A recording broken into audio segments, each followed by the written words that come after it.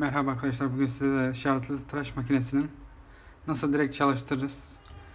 Arkadaşlar, bu şarjlı tıraş makinesi gördüğünüz içindeki devre bu. Bunu iptal edin arkadaşlar. Pili bitti artık. En güzeli direkt böyle bir tane evinizdeki telefon şarj aletlerinden yararlanarak direkt bu şekilde güzel bir sistem yapabilirsiniz. Direkt çalıştırsınız. Yani şarjla falan bittiğinde uğraşmayın. Bir de ayrıca aslında güzel bir anahtar taksak tabi güzel olur. Tabi bunu sonra yapacağım, şu an video uzamasın diye. Size de göstereyim hatta arkadaşlar çalıştığını. Gördüğünüz gibi bu şekilde çalışıyor arkadaşlar. Sizler de çöpe atmayın. Bu şekilde de değerlendirebilirsiniz. Dediğim gibi bir şarj aletle bu iş hallolabilir. İçini merak eden arkadaşlar da bu şekilde içi. Beni izlediğiniz için teşekkür ederim. Abone olmayı unutmayın arkadaşlar.